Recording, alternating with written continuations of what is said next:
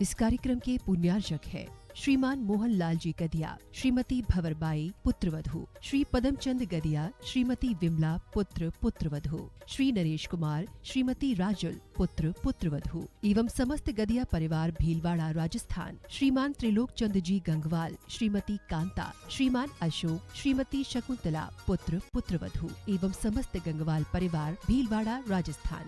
स्वर्गीय श्री उत्तम चंद्र जैन जी नौगांव वालों की पावन स्मृति में धर्मपत्नी श्रीमती नत्थीबाई जी जैन, विंध्या इंजीनियर रीवा की ओर से पुत्र एवं पुत्रवधू श्री त्रिलोक चंद जैन जी, श्रीमती रानी जी, पुत्री एवं दामाद श्वेता जैन, प्रसन्नजीत जी, पुत्री अपूर्वा, पुत्र एवं पुत्रवधू संजीव जैन, ज्योति जैन, पौत्र एवं पौत्री सूर्यांश अदिति, पुत्र एवं पुत्रवधू राजीव जैन, साधना जैन, पौत्र एवं पौत्री देवांश जैन, प्रभावना जैन, पुत्र एवं पुत्रवधू श्री प्रदीप कुमार जैन जी, श्रीमती रीना जैन जी, पौत्री कुमारी प्रिया जैन, पुत्री एवं दामाद श्रीमती ममता जी, श्री अतुल जैन जी, नातिन एवं नाती मेनका जैन, परी जैन, हार्दिक जैन, श्री महावीर प्रसाद जैन, श्रीमती जतन देवी, श्री कमल जैन, श्रीमती अनीता जैन, श्री मुकेश जैन, श्रीमती मैना जैन, तपेश जैन, मितुला जैन, अनुषा जैन, कृति जैन, स्नेहा जैन, दार्शनी जैन, महिपाल जैन, मीनाक्षी जैन, शुभम जैन, मर्यादा, कृतिका एवं समस्त परिवार। फर्म श्री द्वारिका मार्बल, कथन एक्सपोर्ट, यथार्थ एमराल्ड स्टोन,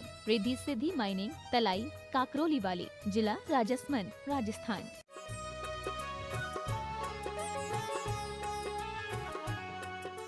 जय श्री ओम नमः सिद्धेभ्यः, जय श्री ओम नमः सिद्धेभ्यः, जय श्री ओम नमः सिद्धेभ्यः। सर्वमंगलमांगल्यं सर्वकल्याणकारकं प्रधानं सर्वधर्माणां जैनं जयतु शासनं, जैनं जयतु शासनम्। पंच परमेष्टि भगवान की, आचार्य श्री गुरुवर कुंद कुंद महाराज की, आचार्य श्री गुरुवर विद्यासागर महाराज की। हम सभी के आराध्य जगत पूज परम पूज महामनीषी मुनि पुंगव सुधासागर जी महाराज की जय हो, मुनि संघ की जय हो।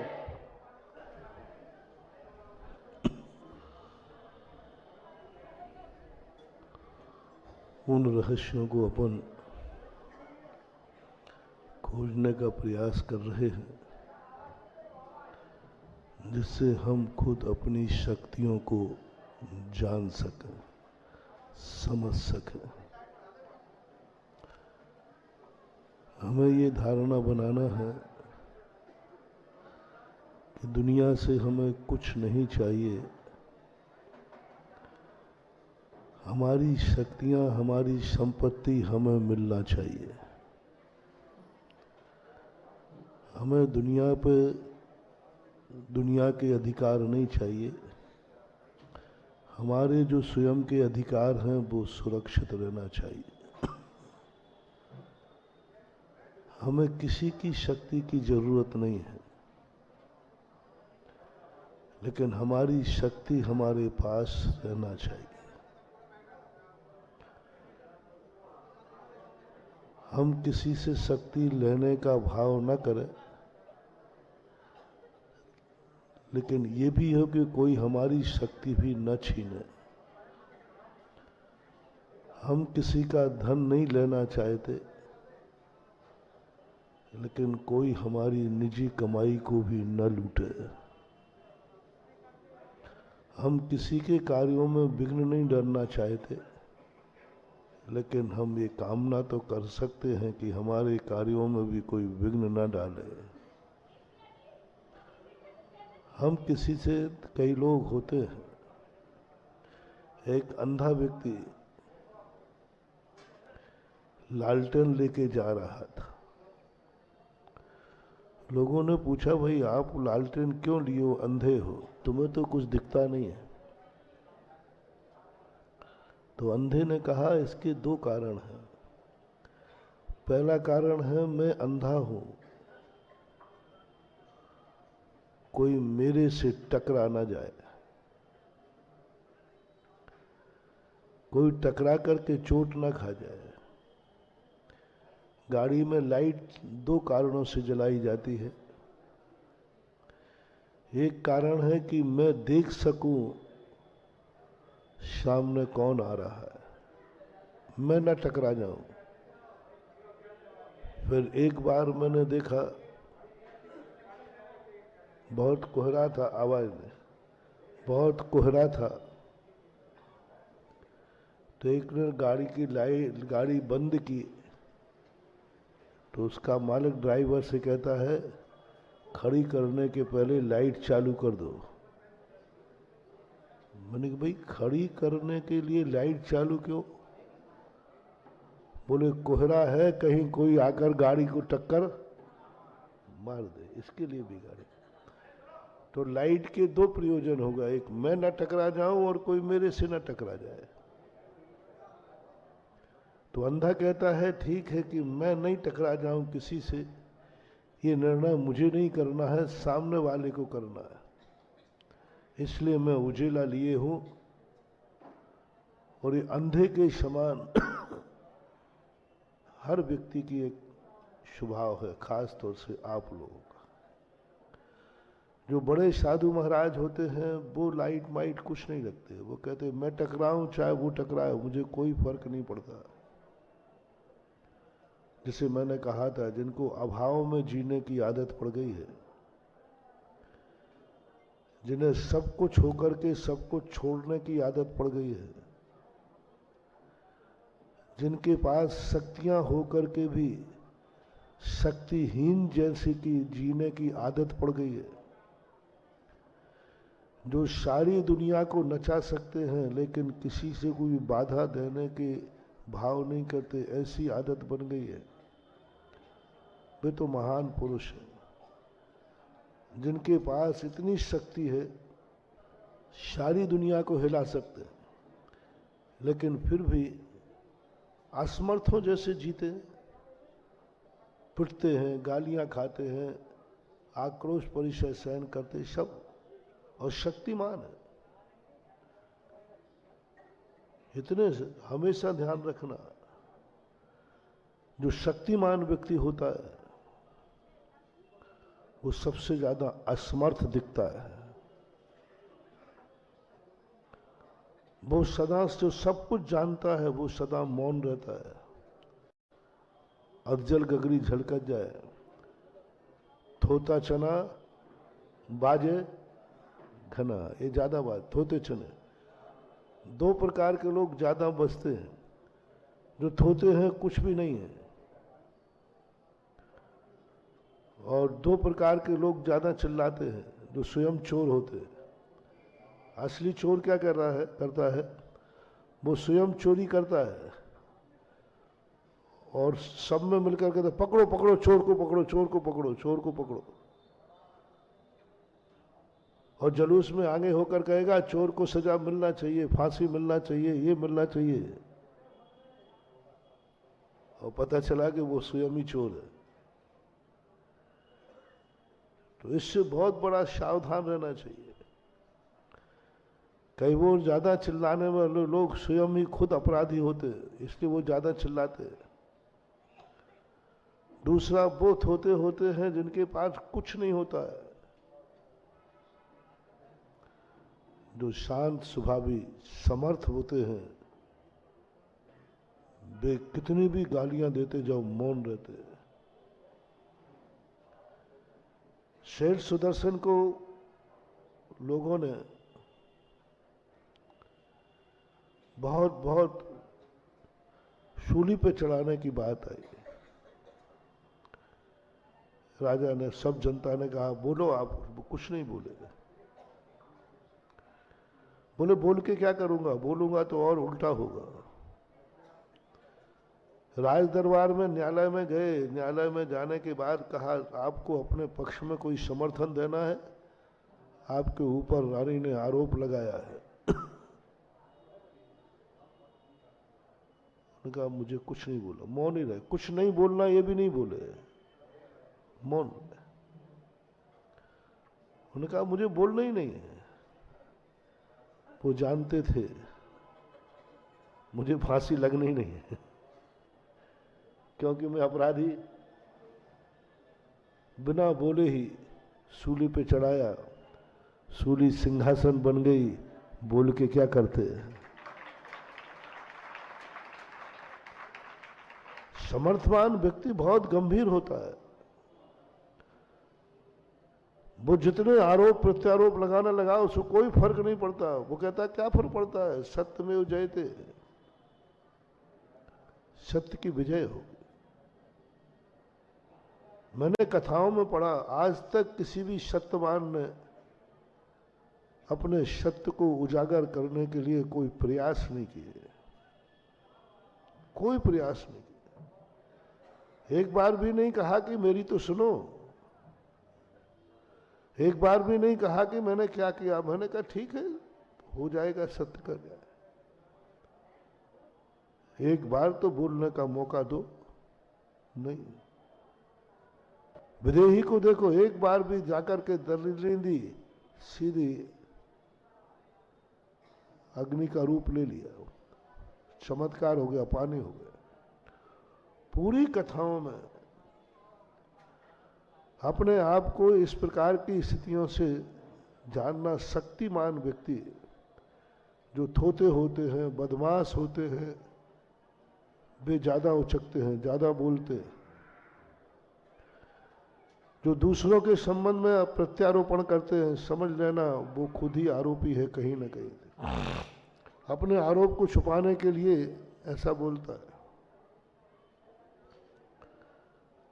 उसको मालूम है कि मैं ज्यादा बोलूं तो मेरा आरोप ढक जाएगा।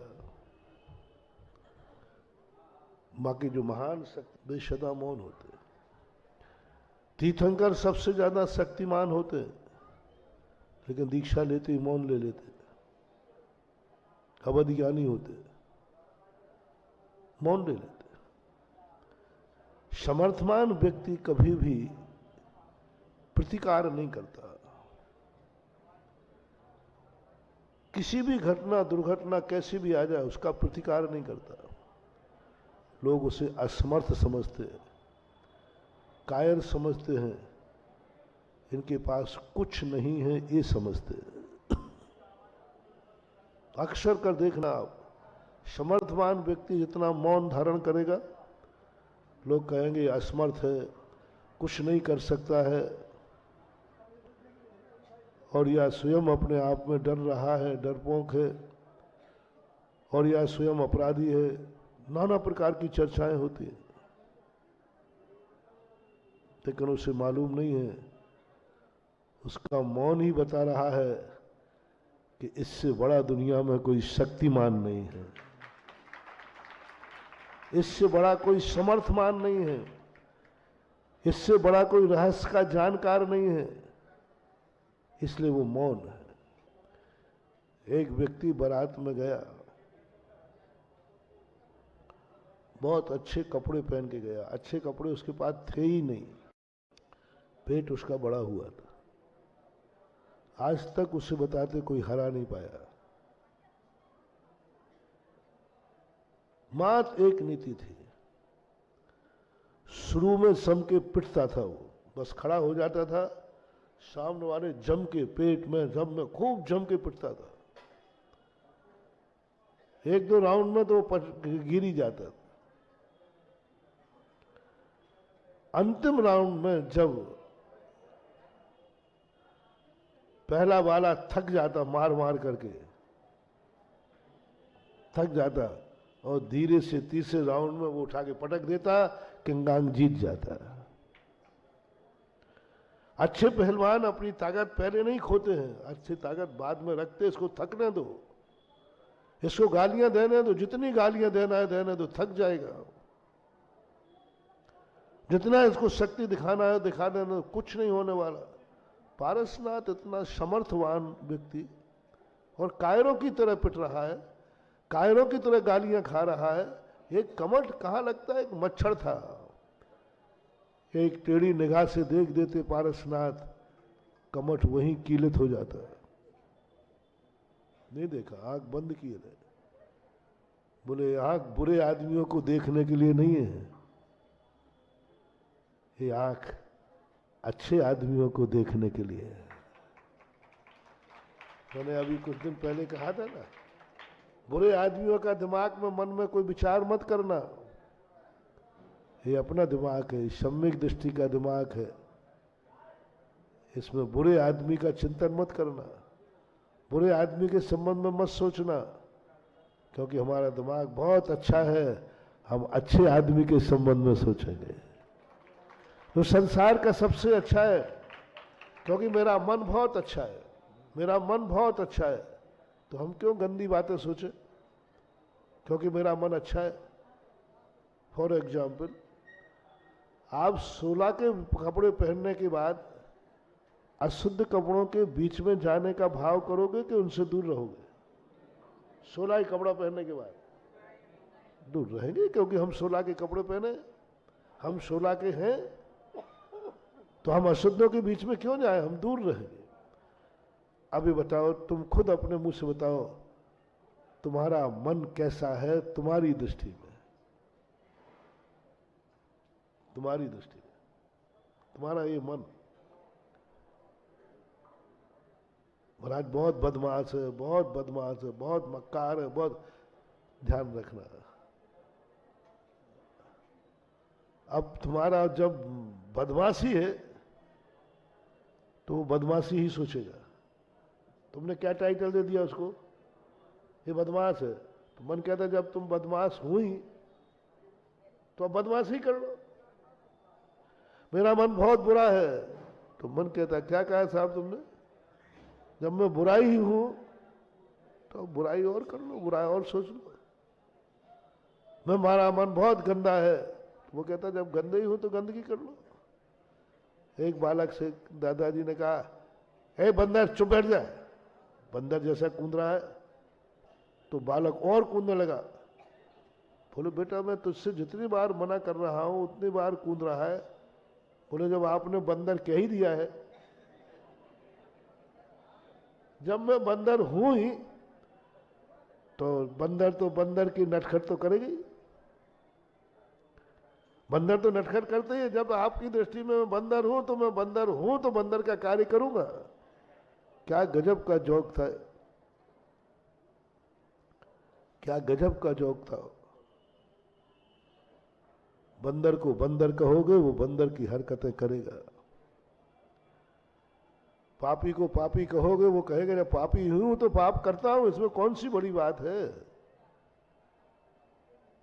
पापी हूं तो पापी का काम पाप करना है। तो बहुत क्रोधी है तो क्रोधी का काम क्रोध करना है। तो बहुत गंदा आदमी है तो बोले गंदा आदमी है तो गंदे काम करता हूं, क्योंकि आपकी दृष्टि में मैं गंदा हूं। महावीर स्वामी के 10 भाव पूर्व हिरण को मार के खा रहा है। सारी दुनिया कह रही है ये पापी है, निर्दयी है। तो शेर कहता है जब मैं पापी हूं, निर्दयी हूं तो निर्दयी का काम करूंगा ना। उसने मांसाहार नहीं छोड़ा और निर्दयी होता गया, क्योंकि तुम्हारी दृष्टि में वो निर्दयी है। और निर्दयी व्यक्ति क्या करेगा, निर्दयता के काम करेगा। ये सत्य धर्म है, सत्य है, एकदम सत्य है। देखना अभी चमत्कार देखना, 2 मुनिराज आकाश से आए, हिरण को पाड़ के खा रहा था, हिरण तड़प रहा था। और दोनों महाराजों ने कहा, हो भावी तीर्थंकर, हे भव्य आत्मा। शेर स्तब्ध रह गया, मुझ जैसा पापी, भव्य तीर्थंकर, ये क्या शब्द सुन रहा हूं। शब्द तो तेरे समझ नहीं पाया, बरगना है समझ गया। मुझे तो आज तक किसी ने अच्छा नहीं किया, मैं तो बहुत खूंखार हूं। सारी दुनिया मेरे नाम से कांपती है, सारी दुनिया मेरे लिए, मेरी दहाड़ से पूरा वन कांपता है। सारी दुनिया मुझे पापी कहती है, खूंखार कहती है, निर्दयी कहती है। सब आज तक उसने कभी अच्छा शब्द सुना ही नहीं था, क्योंकि वो अच्छा था भी नहीं, अच्छा था भी नहीं, कोई अच्छा कहने को तैयार नहीं। उसने बुराइयां बुराइयां जिंदगी में सुनी थी। वो और बुरा होता गया, वो और खूंखार होता गया। पहली बार उसके शब्द में कहा प्यार से, वो भावी तीर्थंकर हो भव आत्मा। वो इतने प्यार की भाषा मेरे लिए, ये संबोधन मेरे लिए। मुंह का मांस मुंह में रह गया, हिरण सामने पड़ गया, हाथों का मांस हाथ में है, और एकदम महाराज की तरफ देखा, ये कौन है जो मुझ जैसे पापी को भो आत्मा, भो भव आत्मा कह रहा है। स्तब्ध रह गए। महाराज ने कहा हाँ मैंने कहा। शेर स्तब्ध रह गया।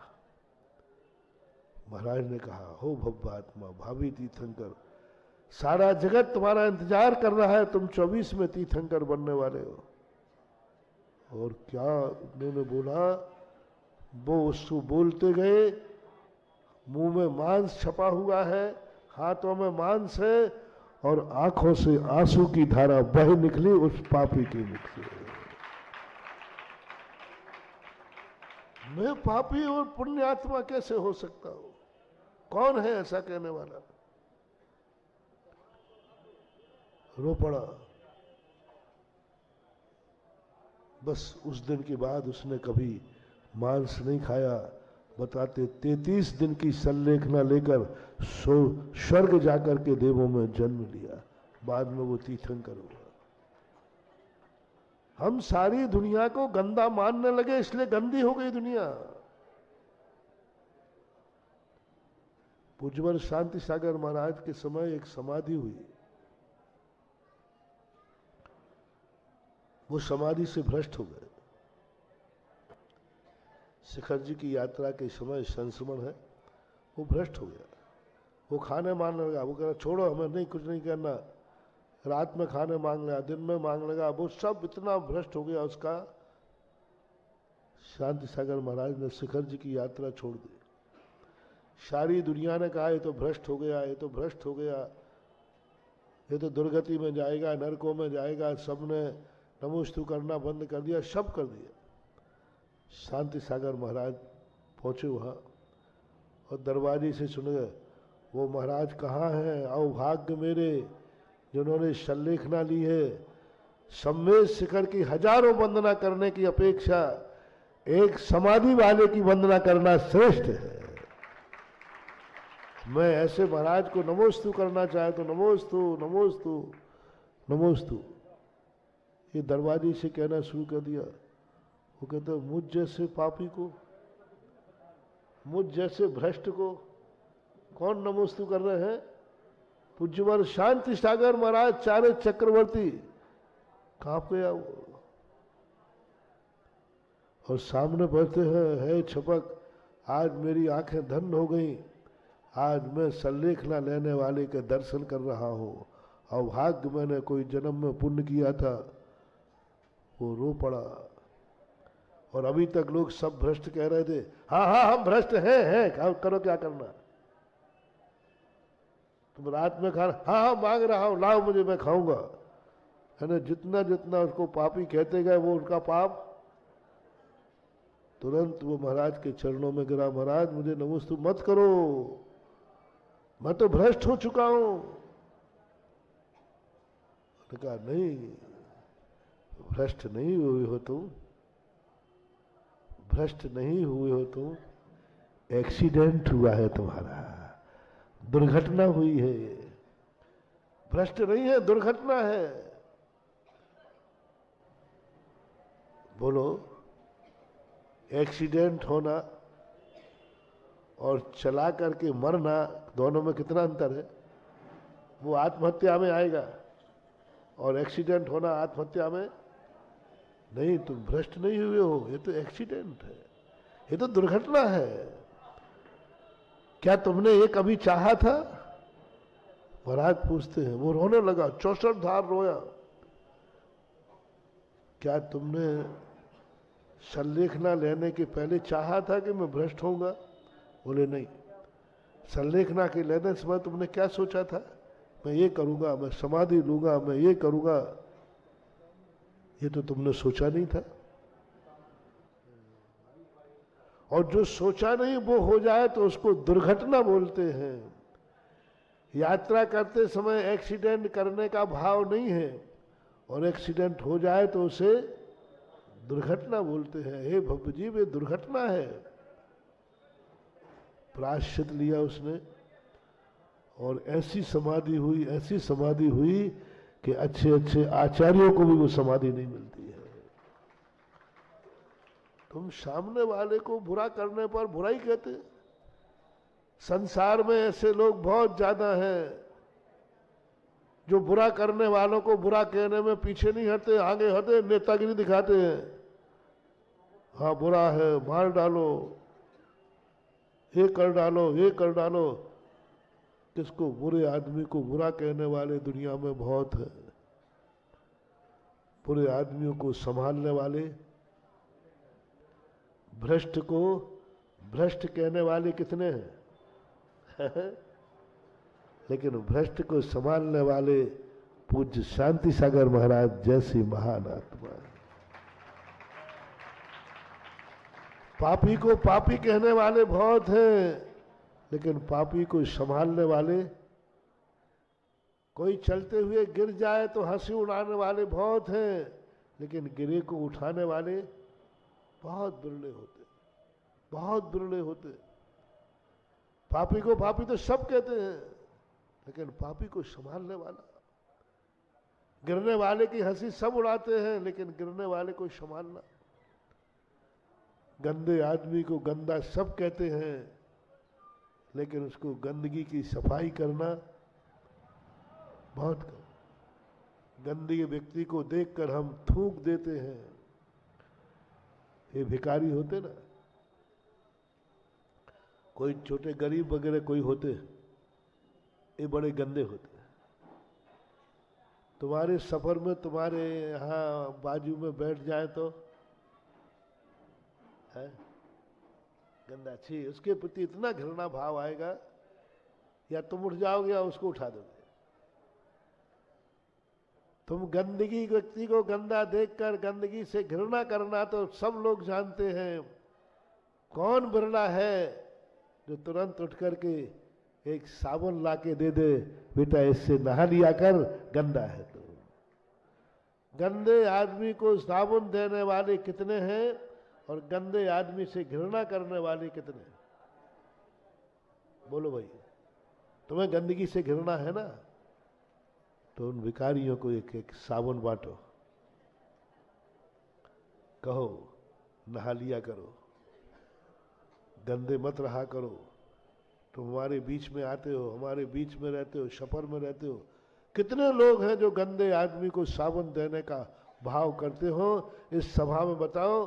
गंदे लोग तो तुम्हें कई बार मिले होंगे, तुमने घृणा भी की होगी, रुमाल भी नाक पर लगाया होगा, थूक भी दिया होगा, उसको थुतकार भी दिया होगा। कितने लोगों ने उसे गंदगी के लिए एक साबुन देने का भाव किया होगा?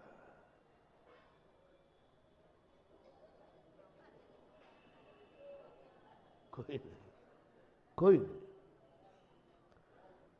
यही तो सबसे बड़ी खूबी है कि हम हर व्यक्ति को घिरे हुए गंदे को गंदा कहने को तैयार है, लेकिन उसकी गंदगी दूर करने का भाव भी नहीं करते। हम दुनिया को कहते हैं लगता कहाँ है, गरीब है, इसके बाद है क्या, फुक्कड़ है। गरीब को गरीब कहने वाले बहुत हैं, लेकिन गरीब को उठा करके 2 पैसे देने वाले कम है, बहुत कम है। निर्गुणी को गुणी निर्गुणी कहना बहुत सरल है, लेकिन उसे गुणवान बनाने का भाव करना बहुत कठिन है। कोई चूक जाता है तो सारी दुनिया कहती है भ्रष्ट है, पापी है। कौन व्यक्ति है जो कहे उसे गले लगाते हैं? नहीं, जो तूने पाप किया है ये पाप नहीं है, दुर्घटना है। ये पाप नहीं, दुर्घटना है। और जब वो दुर्घटना को समझ लेगा तो दुर्घटना में तो संभाला जाता है, ना कि थुतकारा जाता है। दुर्घटना जब होती है तो उसे संभालते हैं या थुतकारते हैं? संभालते हैं दुर्घटना, क्योंकि दुर्घटना हो जाती है। इसलिए बहुत हो गया तुमने अपने सारी दुनिया में बुराई करते करते, एक बार बन जाओ उन महाराज जैसे। शेर फाड़ के खा रहा है हिरण को और उसी समय कह रहा है, हे भव्य पुण्यात्मा भावी तीर्थंकर। समझ गया। उसके बाद 10 भाव निकले, एक भाव में भी दुर्गति प्राप्त नहीं। कभी भ्रष्ट को कभी गले लगा के देखो। पूज्यवर शांति सागर महाराज ने उसका जो स्थितिकरण किया, गजब का स्थितिकरण था, गजब का स्थितिकरण था। कभी इनको गले तो लगाओ। पुण्यात्माओं को गले दुनिया लगाता है, कभी पापियों को गले लगा के देखो, तुम बहुत बड़े मसीहा बन जाओगे। हुक्म प्रकाश चंद्र सेठी की संस्मरण मैंने एक बार सुनाया था। मिनिस्टर थे इंदिरा गांधी, बोले इन डाकुओं से हम बहुत परेशान हैं, क्या करें। मीटिंग थी, डाकू बहुत परेशान था। डाकू का इतना आतंक था, इतना आतंक था, सभा में बहुत निंदा हुई। मीटिंग में इन पापियों को भून दिया जाए, मिलिट्री लगा दी जाए, भून दिया जाए। जितने नेताओं ने आवाज दिए सब निर्दयपूर्ण थे। भून दिया जाए, इनको बचने दिया है, इनके घर को उजाड़ दिया जाए। सबको कितना जो बोल सकता था बोला। प्रकाश चंद्र सेठी तो जैन थे, उन्होंने खड़े होकर देखा, बोले इन डाकुओं को बुराई करते करते अपन लोगों की जिंदगी निकल गई। डाकू को डाकू कहते हुए, जब वो डाकू है ही तो डाकू का कार्य तो डाका डालना है, वो डालेंगे। जब वो पापी है ही, सारी दुनिया उनको डाकू कहती, तो डाकू क्या करेगा? डाका डालेगा। एक बार क्या गजब का उपदेश था, कोई उम्मीद नहीं कर सकता। प्रकाश चंद्र सेठी ने जो 15 मिनट का लेक्चर दिया, होम मिनिस्टर थे वो, क्या गजब का था। पूरी सभा दहल गई। सेठी क्या बोल रहे, इनको एक बार गले लगाओ। इनको किसी ने गले नहीं लगाया। सदा से इनको थुतकारते गए, सदा से इनको, जब वे घर में थे तब भी थुतकारा, जब वे डाकू बने तब भी तुम्हारे ये कभी काबू में नहीं आएंगे, बल्कि तुम और मारे जाओगे। इनको गले लगाओ, इनमें सज्जनता देखो, इनको अच्छे शब्दों से बोलो, इनको प्यार दो। तो सबने कहा, सेठी जी डाकू गले दिखाओगे तो अर्थी मिलेगी? बोले नहीं। और सबको मालूम है प्रकाश चंद्र सेठी डाकुओं के बीच में पहुंचकर मीटिंग करके आए। डाकुओं से मिले, एक साथ एक एक करके मिले, एक साथ भी मिले। बोले मैं निहत्था तुम्हारे सामने आ रहा हूं, मेरी बात सुनो। और डाकुओं को जो संबोधन दिया, तुम डाकू नहीं हो, तुम एक पिता के बेटा हो। बोलो गलत बोल रहा है कि सही? तुम एक पिता के बेटा हो, और तुम्हारे पिता ने जब जन्म दिया था तुम्हें, तब राजा बेटा कहा। कितने अच्छे भाव किए, मेरा बेटा मेरा नाम कमाएगा, मेरा बेटा ये करेगा वो करेगा, सब। तुम एक बेटा हो, थोड़ा बेटे का रूप लो। तुम्हारे पिता ने तुम्हें जन्म दिया, बेटा कहा है। और एक पिता क्या चाहता है? तुम डाकू नहीं हो, तुम एक स्त्री के पति हो। सोचो एक पत्नी का रूप क्या होता है। आज पत्नी तुम्हारे शर्म से बाजार में नहीं निकल पाती है, दो लोगों के बीच में बैठ नहीं पाती है, और हर पत्नी चाहती है कि मेरी पति की इतनी इज्जत हो कि मैं भी बाजार में शान से चल सकूं, मैं उनकी पत्नी। तुम एक बाप हो बेटे का,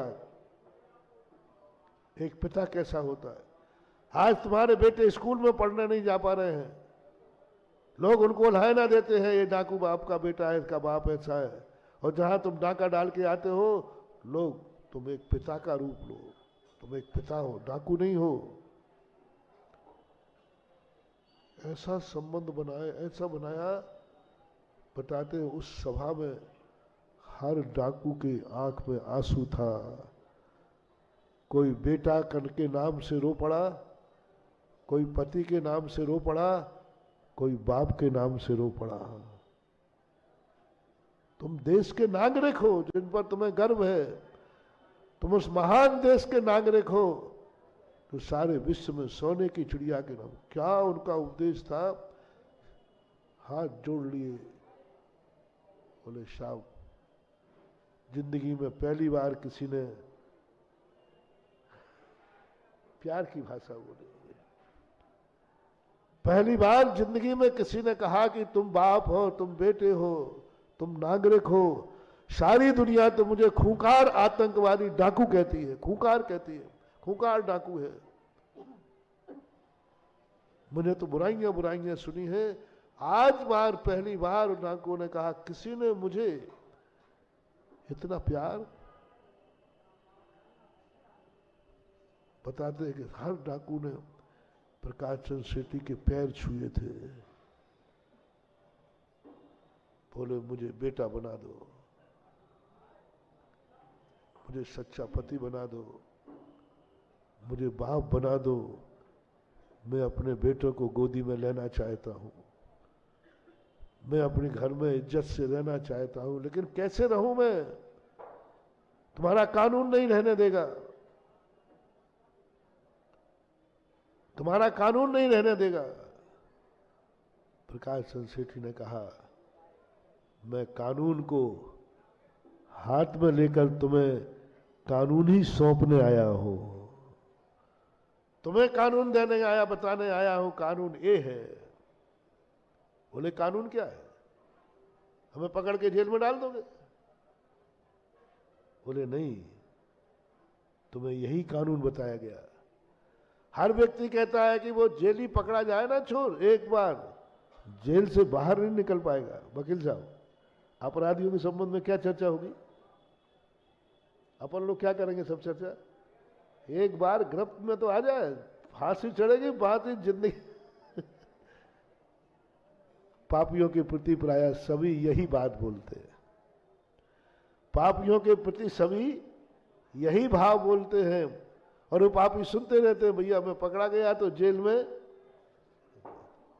उन्होंने कहा नहीं नहीं, आप लोगों को यही कानून बताया गया है। एक कानून और है, एक कानून और है। यदि तुम बेटा बनना पसंद करोगे, पति बनना पसंद करोगे, बाप बनना पसंद करोगे, नागरिक बनना पसंद करोगे, तो कानून में एक माफीनामा भी है। कानून एक संसद ने बनाया है, तो संसद ने ये निर्णय लिया है कि जो डाकू अपने बाप का सही बेटा बनना चाहता है, अपनी स्त्री का सही पति बनना चाहता है, अपने बेटों का बाप बनना चाहता है, नागरिक बनना चाहता है, तो आओ ये सब बनाने के लिए ही मैं तुम्हारे बीच में आया हूं। तुम्हें कोई सजा नहीं दी जाएगी। कोई वाली बात। डाकुओं ने कहा तुम लोग राजनीतिक हो, राजनीतिक हो, बुला करके जेल में ठूस दोगे, बुला करके तुम धोखे से बुलाओगे और जेल में डाल दोगे। बोले नहीं, जेल में नहीं डाले। तो फिर मैंने जो अपराध किए हैं उसकी तो सजा मिलेगी। मैंने कितने मर्डर किए हैं, मैंने कितने डाके डाले हैं, उनको तो आप माफ नहीं कर दोगे, वो तो सजा मिलेगी। वही बात कही, नहीं प्यारे भाइयों बंधुओं, वो तुमने अपराध नहीं किए हैं, मैं इसे दुर्घटना मानता हूं। मैं तुम्हारे द्वारा किए हुए अपराधों को दुर्घटना मानता हूं। बोलो क्या तुम्हारे बाप ने कहा था तुम डाकू बनना? बोले नहीं कहा था। तो फिर कैसे तुम डाकू हुए, दुर्घटना हुई? क्या तुमने शादी करते समय सोचा था कि मैं डाकू बनूंगा? बोले नहीं सोचा था। फिर कैसे बने? बच्चों को जन्म देकर बाप बन रहे हो तुम, क्या तुमने सोचा था कि मैं डाकू बनूं? बोले नहीं। तो ये जो तुमने पाप किए हैं ये कोई पाप नहीं है, ये दुर्घटना है, चलो मेरे साथ। और सबको मालूम है सारे डाकू जिनको कोई पकड़ नहीं सकता था, वो खुद मुंह में तिनका दबा करके थाने में आकर खड़े हो गए और कहा। बताते उसके बाद इतने बड़े कोई डाकू पैदा। पापियों को पापी कहना तो बहुत सरल है, भ्रष्ट को भ्रष्ट कहना बहुत सरल है, उठाकर जेल में ठूस देना कोई बड़ी बात नहीं है। ये तो 2 नंबर में भी होता, ले दे के करो तो भी होता था, प्रभाव से करो तो हो जाता है। कभी ये भाषा भी सीखो रे, कभी ये भाषा भी सीखो। अच्छे आदमी से नहीं, कभी डाकू को साधु कहना भी सीखो। साधु को साधु तो बहुत कह लिया, साधु को साधु तो कहते ही हो, वो तो कहोगे, लेकिन कभी डाकू को भी साधु कह करके देखो। महानुभाव, वो डाकू तुम्हारा जन्म जन्म का उपकारी हो जाएगा। मैं डाकू को, तुम जानते हो मैं डाकू हूं और आप मुझे साधु कह रहे हैं, सज्जन कह रहे हो। हाँ आइए साहब बैठिए, मेरे साथ बैठो ना। किसी एक पापी को थोड़ा प्यार दे के देखो, कभी उसके अंदर सज्जनता देखो। कभी उज्जवल शांति सागर महाराज को जब एक व्यक्ति ने पत्थर मारे, खून निकल आया, बहुत अशुभ बोला, गंदा बोला। शांति सागर महाराज ने, वो अंग्रेज कैप्टन ने कहा, बोलो साहब कहो तो इसकी चमड़ी उधेड़ के भूसा भर दूं? उन्होंने कहा नहीं नहीं, यदि तुम मुझे कुछ मानते हो तो इसको छोड़ दो। जैसे ही छोड़ा, जिसने पत्थर मारा पैरों में गिर गया। महाराज जी मैं आपका सिर फोड़ दिया, मैंने खून निकाल दिया और आपने छोड़ने की कही? वो पैरों में गिर गया। बताते महाराज ने पीछे लगाकर उसे आशीर्वाद दिया। महाराज मैंने बहुत पाप किया। बोले पाप नहीं किया, ये दुर्घटना थी, ये पीछे से आशीर्वाद दिया। बताते हैं कि वो जिंदगी के अंत तक महाराज का भक्त बना रहा। उसने दोबारा कभी किसी साधुओं पर कुछ आक्रमण नहीं किया। ये भाषा आज लोप हो गई है, ये विचार आज लोप हो गए हैं। इन विचारों को जीवित रखने का नाम ही है धर्म। आज वो भाषा रह गई है, चढ़ा दो सूली पर, काट दो हाथ, जो पहले ऐसे आताताई राजाओं की थी। आताताई राजा हुए ना, एक महाराज सम्राट चंद्रगुप्त के समय हुआ है, एक बहुत खूंखार राजा, चंद्रगुप्त का प्रतिपक्षी था, धनानंद। धनानंद बहुत खूंखार था, बहुत खूंखार। कुछ भी थोड़ी सजा करते ही तुरंत कत्ल लिया, और इतनी निर्दयी सजा देता था। थोड़ी कुछ पूछना नहीं, कोई गवाह नहीं, कोई हाथ काट दो, नाक काट दो, ये कर दो। उसी कारण तो चाणक्य धनानंद का आमात्य था। आमात्य बोलते हैं हेड मंत्री। चाणक्य उसका नंद वंश का वहां पर आमंत्र था, वो बहुत बड़ा मंत्री था। एक छोटी सी गलती पर धनानंद को राजसभा में लात मार के गिरा दिया। तो ये भाषाएं उनकी है, हिटलरों की, आतंकवादियों की, आताताइयों की। धर्म की भाषा है, कभी दुर्जन को सज्जन की दृष्टि से देखो, थोड़ा पापियों को प्यार से देखो, प्यार की भाषा बोलो, वो पाप भी उगल देंगे और पाप भी छोड़ देंगे, ऐसे पाप छोड़ देंगे। और तुम जब तक पापी को पापी कहता रहोगे, वो कहेगा जब पापी हूं तो करो पाप, डाकू हूं तो करो डाकू, जब बंदर हूं तो। इसलिए अपने पोते से ज्यादा बंदर बंदर मत कहो, नहीं तो वो टोपी ले जाकर ऊपर करेगा, बाबा दादाजी बोले ये क्या कर रहा है, बोले बंदर हूं, आपने कहा है मैं बंदर हूं। इसलिए अपना प्रसंग चल रहा था मन का। अब बोलो तुम्हारा मन कैसा है, जोर से बोलो। बहुत अच्छा है, मेरा मन बहुत अच्छा है। हे मन तू बहुत अच्छा है, बहुत अच्छा है, बहुत अच्छा है। इसलिए तू बहुत अच्छा है ना, गंदी बात मत सोचना, क्योंकि तू बहुत अच्छा है।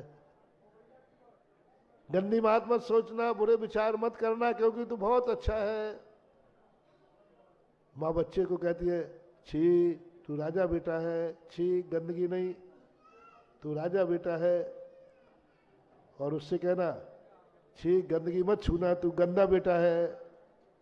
तो जब गंदा हूं तो गंदगी नहीं छूऊं तो क्या करूंगा, तो राजा बेटा है, छी गंदी मत करना, गंदी मत छूना, बच्चा रुक जाता है। ये मन को भी ऐसे ही कहो, मन की थोड़ी प्रशंसा करो। मन की बहुत बुराई कर डाली तुमने, जिन भजनों में देखो ये मन बड़ा चंचल है, जितना समझाओ उतना मचलता है। वो कहता है अब जो है सो है। एक बार कहो मन बहुत अच्छा है, और फिर धीरे से कहना, देख मन तू बहुत अच्छा है ना, गंदी बात नहीं सोचना, क्योंकि तू अच्छा मन है, मान जाएगा। मैं तो अपने मन को कभी बुरा कहते ही नहीं। जितनी तुम हमारी जयकार बोलते हो ना, प्रशंसा करते हो, मैं सब ट्रांसफर मन को देता हूं।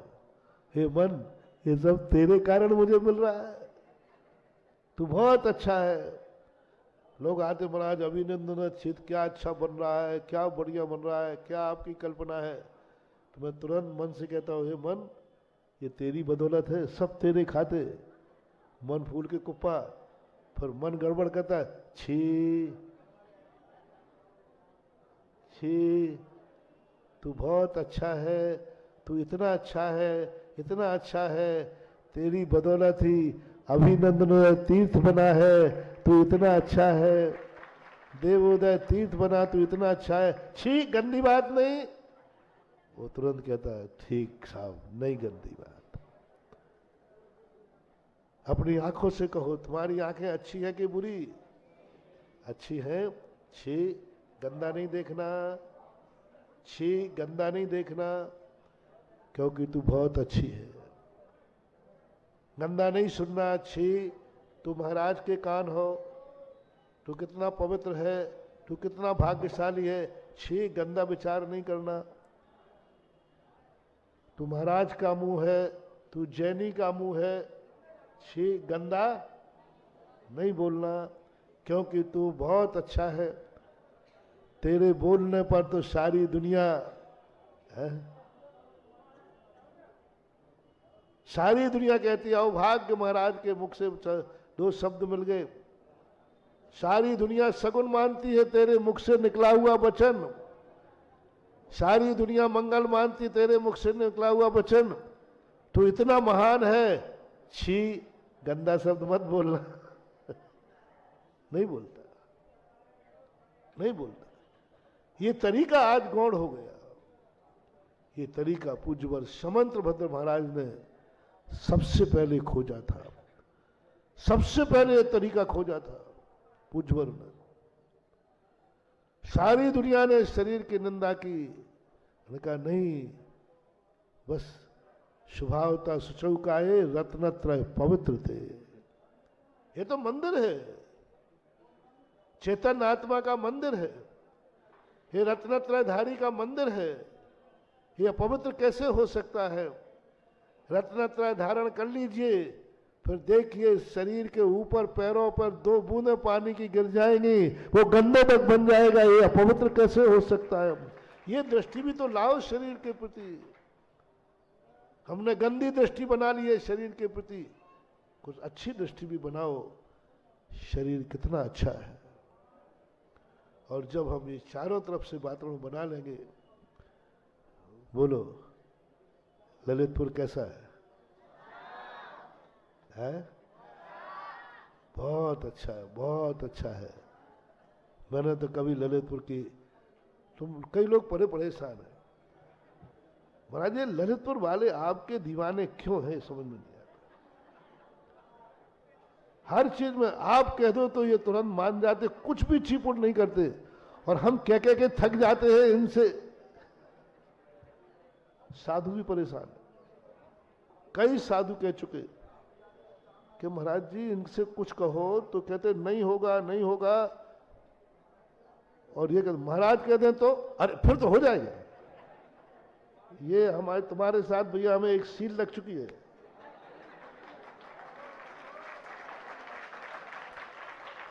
साधु कह में, पंडित कह में, त्यागी वृत्ति कह में, सब दुनिया कहती है कि ललितपुर वालों से कोई कुछ नहीं निकाल सकता। इनसे दान निकालना, अरे ये ललितपुर वाले उल्टा जेब में से निकालने देने की तो बात। और यहां महाराज ऐसे निकाल रहे हैं जैसे कि ऐसे दे रहे हैं, कोई गिन ही नहीं रहा है, कोई समर्थ ही नहीं देख रहा है अपना। पर महाराज ने कहा है तो करना है। बोलो कुछ गलत तो नहीं बोल रहे? ऐसे ऐसे ऐसे असमर्थ लोग बोली ले रहे हैं जिन पर मुझे भी दया आती है। मैं कहता हूं कि भैया मत करो, बोले महाराज जी मत रोको। मैं कहता हूं मत करो भाई, तुम्हारी शक्ति नहीं है, तो वो कहते महाराज जी मत रोको, करने दो, इतनी तो सब चलता रहता है। ये टाइटल मुझे लगा हुआ है। कोई भी काम हो, बस ललितपुर से करवाना है तो महाराज से कहलवा दो। ये सब बच्चे बच्चे की धारणा है, बस महाराज से कहलवा दो, फिर तुम्हें कुछ भी करने की जरूरत नहीं पड़ेगी। मैंने सोचा ऐसा क्यों, मैंने उन महानुभाव को कहा, मैंने कि ऐसा क्यों, क्या मेरे डर से कि यदि नहीं किया इन्हें तो मैं भस्म कर दूंगा, ध्यान रखना। सही बोलना, इस डर के कारण बोलते हो? नहीं, मैं भस्म कर दूंगा, ध्यान रखना है। यदि किसी ने गड़बड़ किया तो घर में सांप कबूतर बना दूंगा, कबूतर। मैं अपने भक्तों से सदा कहता हूं, कभी यदि मैं धमकी दूं तो डरना मत, डरना मत, क्योंकि धमकी देने वाला साधु कभी साधु हो ही नहीं सकता। तो कोई लोभ देकर करता हूं? नहीं नहीं, आपको मालूम है मैंने ललितपुर की कभी बुराई नहीं की। मैं सदा कहता हूं, कल ही आपकी जिज्ञासा में देख लिए, ललितपुर वो है जो संसार में सबसे ज्यादा जैनियों का पहला जो समाज है, जो काम करता है वो सबसे नंबर 1 पर होता है। कल गिनाए थे हमने जिज्ञासा में। जब हम समाज को अच्छी दृष्टि से देखेंगे तो समाज भी कैसी बनेगी। समाज को मैं अच्छी दृष्टि से बोलूंगा। मैंने कल ही घोषणा कर दी शाम को कि ललितपुर समाज में आज तक वो होता आया है जो पहले दुनिया में कभी नहीं हुआ। ललितपुर ने वो तीर्थ निर्माण किया है, अकेली एक समाज ने, बाहर के दान के बिना, जो भारत में आज तक किसी समाज में नहीं हुआ है। पहला समाज के अंदर, तीर्थ के अंदर एक साथ 24 ही, बड़ा मंदिर, नंदीश्वर, कीर्ति स्तंभ। बोलो भारत में कौन सी समाज के बीच में है? आपके रिश्तेदार बहुत हैं, फोन से पूछ लेना। और बाहर जो सुन रहे हो, जो यदि हो तो अभी शाम को जिज्ञासा में प्रश्न भेज देना। बोलो इतना बड़ा 6-10 साल के अंदर बना देना। बोलो विश्व में 9 गज किसने चलाए थे? आज तक कोई चला पाया? जब हमें इतनी अच्छाइयां दिखेंगी, इतनी अच्छाइयां दिखेंगी, तो फिर क्यों नहीं मैं दावे से कहूंगा कि 11 रथों वाला पंच कल्याणक भी ऐतिहासिक होगा। ये मेरा दावा है।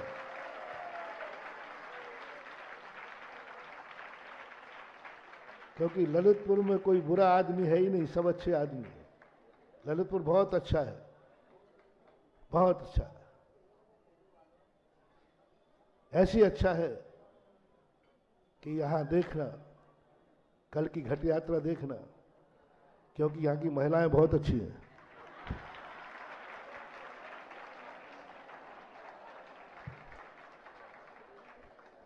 यहां की महिलाएं बहुत बेकार हैं, बदमाश हैं, सब है। तो अब ये कहेंगे तो भैया अपन को टाइटल तो मिल ही गया, अब घट यात्रा में जाके नहीं नहीं, हमारे ललितपुर की महिलाएं तो एक एक रानी है, रानी। और जो कुंवारी है वो रानी बिटिया है, रानी बिटिया है। और जो माता है वो, अरे वो तो राजमाता है, राजमाता है।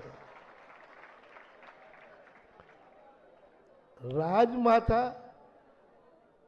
जो हो वो घट यात्रा का कलश अपने सिर पर न रखे, ऐसा हो ही नहीं सकता, क्योंकि वो राजमाता है, क्योंकि वो।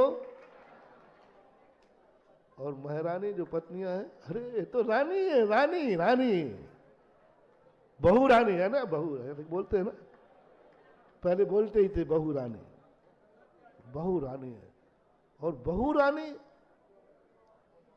आकाश के तारे नीचे आ सकते हैं कि ललितपुर की बहू रानी, ऐसा हो ही नहीं सकता जो घट यात्रा का कलश अपने सिर पर लेके ना जाए, हो ही नहीं सकता। बस ऐसा छत्र बोल करके, और अपन उस छत्र को निहारेंगे अभिषेक के समय जब आप पढ़ेंगे वो एक महिमा। अभी तक तो छत्र बन जाना चाहिए था। 4 महीने में इतने लोग आए, इतने लोग पूछा महाराज जी हमें कुछ दो इस अभिनंदन क्षेत्र में। ललितपुर में अभी ऐसे लोग हैं जो कह रहा महाराज मुझे उस मंदिर में कुछ करना है अभिनंदन आदि, मेरे ध्यान में ही नहीं आया। कल एकाएक जब प्रश्न हुआ तब ये बात आई, इसका अर्थ है शेठ का भी पुण्य पीछे है, ललितपुर की जनता के पुण्य के सामने, इसलिए कार्य को करें। महावीर भगवान की। इस कार्यक्रम के पुण्यार्चक थे श्रीमान मोहन लाल जी गदिया, श्रीमती भंवरबाई पुत्रवधू, श्री पदमचंद गदिया, श्रीमती विमला पुत्र पुत्रवधू, श्री नरेश कुमार, श्रीमती राजुल पुत्र पुत्रवधू एवं समस्त गदिया परिवार भीलवाड़ा राजस्थान, श्रीमान त्रिलोक चंद जी गंगवाल, श्रीमती कांता, श्रीमान अशोक, श्रीमती शकुंतला पुत्र पुत्रवधू एवं समस्त गंगवाल परिवार भीलवाड़ा राजस्थान। स्वर्गीय श्री उत्तम चंद्र जैन जी नौगांव वालों की पावन स्मृति में धर्मपत्नी श्रीमती नत्थीबाई जी जैन, विंध्या इंजीनियर, रीवा की ओर से पुत्र एवं पुत्रवधू श्री त्रिलोक चंद जैन जी, श्रीमती रानी जी, पुत्री एवं दामाद श्वेता जैन, प्रसन्नजीत जी, पुत्री अपूर्वा, पुत्र एवं पुत्रवधू संजीव जैन, ज्योति जैन, पौत्र एवं पौत्री सूर्यांश अदिति, पुत्र एवं पुत्रवधू राजीव जैन, साधना जैन, पौत्र एवं पौत्री देवांश जैन, प्रभावना जैन, पुत्र एवं पुत्रवधू श्री प्रदीप कुमार जैन जी, श्रीमती रीना जैन जी, पौत्री कुमारी प्रिया जैन, पुत्री एवं दामाद श्रीमती ममता जी, श्री अतुल जैन जी, नातिन एवं नाती मेनका जैन, परी जैन, हार्दिक जैन, श्री महावीर प्रसाद जैन, श्रीमती जतन देवी, श्री कमल जैन, श्रीमती अनीता जैन, श्री मुकेश जैन, श्रीमती मैना जैन, तपेश जैन, मितुला जैन, अनुषा जैन, कृति जैन, स्नेहा जैन, दार्शनी जैन, महिपाल जैन, मीनाक्षी जैन, शुभम जैन, मर्यादा, कृतिका एवं समस्त परिवार। फर्म श्री द्वारिका मार्बल, कथन एक्सपोर्ट, यथार्थ emerald stone, Riddhi Siddhi mining, तलाई, काकरोली वाले, जिला राजसमंद, राजस्थान।